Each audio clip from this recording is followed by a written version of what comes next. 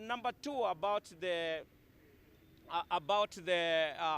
clergy, the certificate and the degree that may be required as a measure for the clergy to hold an office or to be ministers, that has come clear that the work of the ministry is not done by academics. It is by the Spirit of the Lord. You remember even Jeremiah was called in the mother's womb. There was no college and institution in the mother's womb.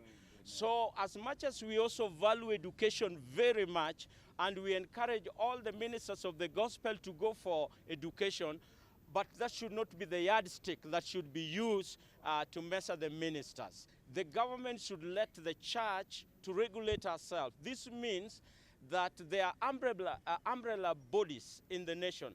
We have 8 umbrella bodies. NCCK is there, EAK, the SUPChem, and there is KCB, and OAIC, and ASDA. They are major 8 umbrella bodies that deals with the religion in the Kenya. So this should be put in place to regulate the church, because they know the life of the church better than the government.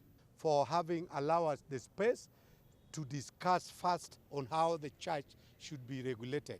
Otherwise, if the government is dictatorship, they could have not allowed us a space to negotiate and to say our views on this. We as clergy within the county of Migori, we sat here in peace, and we were visited by the task force commissioners with their team, and they gave us ample time to view out our views in terms of how should the church be regulated. And all in all, the participants really participated and gave their proposals, which we think will be computed amicably and will be adopted as a regulatory system for the church. Certificate, yes, we support certificate because I'm also a scholar. We support it, and as much as we support it, but it cannot actually make us to devalue the anointing and the people who are anointed and founded their ministries under the anointing. There are two ways. One, if we go according to the Constitution of Kenya, church and government are 2 entities, independent. So government should not regulate the church.